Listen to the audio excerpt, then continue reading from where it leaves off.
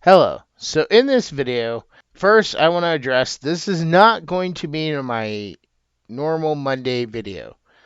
This video, I'm mainly putting this on the channel for other writers like myself. Any writers or readers who have watched this channel should know that I do audiobook reviews. Now, I've been asked why audiobook reviews. Well, YouTube is full of people already who do regular book reviews. And audiobooks are becoming much bigger, in my opinion. People, they like to listen to books on the go. I've met several people that I work with that prefer audiobooks over reading books because reading books takes time. Reading a physical copy isn't something they're really into, but while they're at work, while they're out shopping, they can pop in some earbuds and listen to some audiobooks while they go about their business. Now, for writers, that's a really important thing to keep in mind. And not a lot of people are out there doing audiobook reviews. I'm sure there might be a couple other people like myself that are doing reviews of audiobooks, but there's not a lot. Most of the book reviews you're going to find are of the paperback variety or ebook variety. So, I'm actually changing up the formula in which I will be doing my audiobook reviews moving forward. It's not a bunch of changes, just a little changes. And then after I go through this, I have some more things I want to tell you. But let's get started. So each video will begin with my brand new intro. Then, at the end of the intro, I will showcase what today's book is going to be, and I will read the description from the Amazon page, and I'll let you know who the writer is. I might also include the narrator at that point too, but that is how each video will begin. So I'm going to try to open every review talking about the cover and the title. Now, in the past, these two were separate categories, and I didn't really feel like the cover or just the title was a long enough section for me to really dive into anything important. I could basically combine these two and make it one category in itself. Since the title is usually on the cover anyway, it makes sense to now put these as one category of their own. Moving on, the next section I'll review is probably going to be the narration. How well was the narrator able to deliver the book to me? Did they do well with the characters, voice-wise? How was their microphone? Was there any errors? Was I able to understand everything? These are the questions I'll be asking as I listen to the book. And, it doesn't always, have the same result.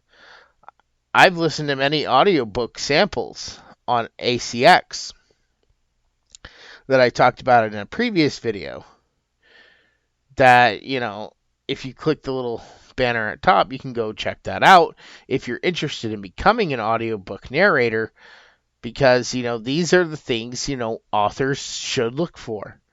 And I think moving forward, using this in the narration will help authors, pick better narrators, and it should help narrators pick better equipment or styles in which they narrate. But I'll get more into that at the end. Moving on to the third section. Now, the third section will be the writing. Now, when I say this will be the writing, I'm not necessarily talking about grammar mistakes. Although that might be a part of it, if there's a part of the book that just really did not sound good at all, like, I might mention it and it might cost a point, but I'll mainly be looking at how well can I follow the story, basically. Not just from how it's read to me, but the words that are used. Now, again, this I'll also address when I address the narration at the end of this video. But I do feel like some of the books I've listened to lately, there has been a few things that I want to point out, want to talk about. And I will also be looking at language used in the book. If the writer decided to make up their own language, was it readable, or did it translate well in the audiobook? If the person has a lot of words that don't get explained, or a language that doesn't get explained, I will probably be docking points. If they have a language, let's say, that they use too often, like a previous audiobook I reviewed, there was one particular word, which, yes, was part of the title, but the word was used so often, you kind of got sick of hearing it. So, it's little things like this, when I talk about the writing, these are factors that will play in to that score. Is the original language workable with the rest of the audiobook? In the extras, like I said, did they include a glossary, and did the glossary explain everything? So, that's just more points to keep in mind of what I'm looking at exactly when I'm looking at the writing. Because some of the names and places, if I were trying to read these books, I probably would be butchering the language. I would be butchering the names. So it's really helpful in an audiobook when it's already being pronounced the correct way and you know how to say it. But beyond knowing how to say it, is it understandable? I'm really happy I'm adding this as its own category. So my fourth section will be story. Now, this is the story itself, where I will talk about, from beginning to end, what I thought of how the plot progressed. And that's basically what I'm mainly going to look at. Did it have a beginning, middle, and end? Did it feel like it was too long? Did it go off on a tangent? In a previous audiobook review I talked about how this one audiobook, while it was written really well and it had really decent narration, it just felt like a story that was never ending, almost like a soap opera. In another one I did recently, I said that, the story felt like it was too long and not long enough at the same time, because certain characters were thrown in, and that was more in the characters. But I felt like the story should have been split into two and made longer. So that's the kind of stuff I'm going to be looking at when I look at the story. Not just how the story progressed, but was it too long? Was it too short? Did certain elements work? Did certain elements not work? Did also, if this is a sequel, did the story of the sequel shine better than the previous book? Not saying it has to be the best book in the series, but Was it better or worse than the previous story if I'm listening to a sequel? And finally, number 5, as usual, is going to be the characters still. This is where I will really dive into the main characters, the side characters, the places, because, the places that the characters travel to can be a character in itself. It may not be an actual living character, but it's time spent in that area. And I feel like every book I've listened to, there's a lot of times where there's more I need to say on the places, and I just didn't know where I was supposed to fit talking about the places in.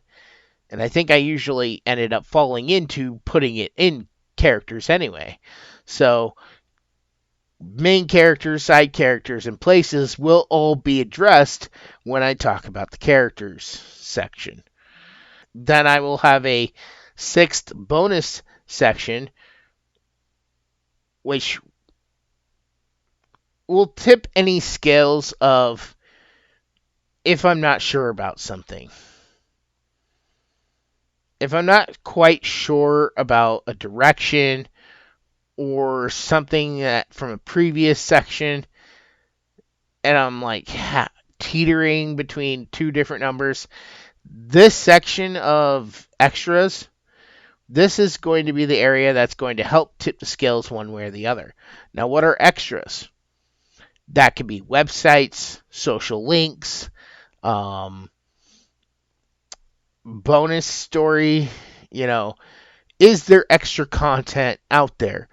Also, in the extras, I'll be addressing if any extras were added to the audiobook. For example, anybody who's listened to my short stories probably has noticed that I like to have sound effects used in the short stories. Why? Because I think that having those sound effects in short stories really brings those stories more to life. It really adds more flavor. And since you're only getting a short time in this little world that I'm creating, I want to give you the best experience possible while you're there. Now, in my main series, The Guardian of Light, I'm not as concerned with putting sound effects in, but I am working on a different little extra for that. And I'm hoping that it will work out. It could be music. It could be anything you want it to be. If you give me the greatest experience, that will placate into probably bumping your score up a little bit more. Now, I know most people traditionally go with the straight, narrative of just read the book and get it done. But sometimes, in every Star Wars audiobook I've listened to, they always begin it with the Star Wars theme. Sometimes there's even actual music from Star Wars stuff in there. When the characters use lightsabers, you hear the hum of the lightsabers and the slashing of the lightsabers during battles. And you can almost feel like you're seeing the movie play out in your mind with those extra sound effects, with those extra music scores added in. So that's the kind of stuff I look for in extras. It will never deduct points by not having it. It can only help you. So don't feel like you have to do it. After extras, that is when I will finally come up with the final score, and I'll reveal what I am deeming the final score of the book. So now let's dive into how I do the final score. So, basically I go through each section, with each one having the possibility of gaining a rank of 5 stars. I then take that number from the 5 stars and I times it by 4. Why 4? Well, because at the end, the idea is to get to an even 100. If each section, each of the 5 main sections, got a perfect score of 5, then I want to base it off a 100% score. It just makes things easier for me. So then, after I get my final score at the 100 range, I divide that number by 10, which means I can give this audiobook a score blank out of 10. This is just my own personal way that I decided to do it. So if you're curious as to, well, each section has 5 stars, why is it only going up to 10? That's why. Because I want to give it every chance. And I just personally like a blank out of 10 score. I really don't need to score it at all. I could just tell you to skip it, buy it, listen to it, read it.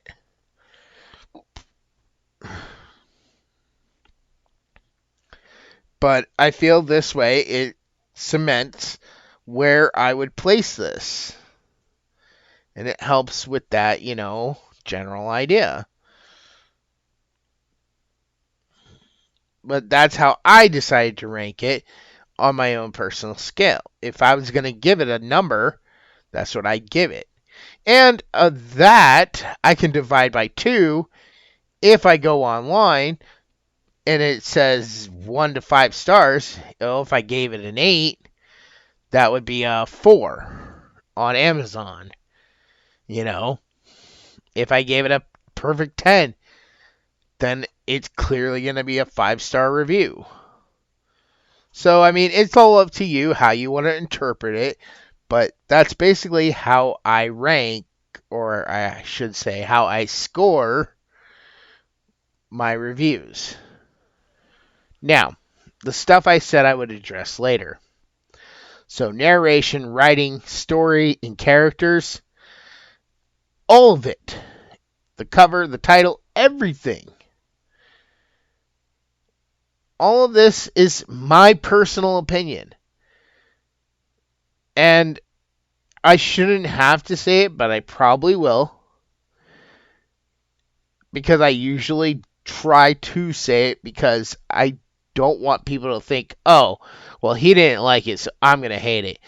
My taste is way different than anyone else's. Trust me.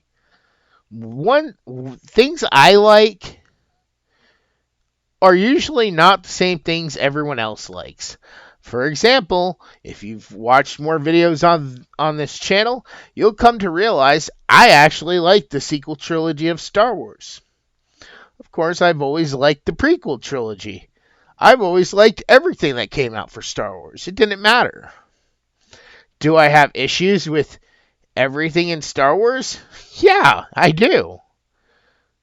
But I still love every moment of Star Wars I can get. Do I like the sequel trilogy? Yes, I do. Quite a lot. Do I look at Star Wars the same way everyone else does? No. That's what makes me different.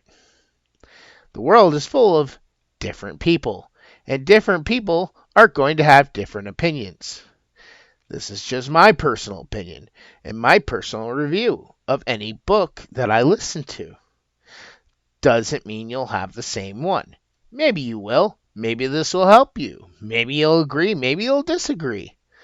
That's why there's a comment section. That's why there's a like and dislike button. I really don't care if you dislike the video. I would prefer you like the video, but, if you dislike it, at least you were, entertained enough to respond in some fashion. If I can pick you up as a subscriber, that would be even better, especially to all the writers out there. And to all the writers, I have a message, please. If I have reviewed any of your work and you want me to continue reviewing any of your work, feel free to contact me. I'm willing to review work all the time.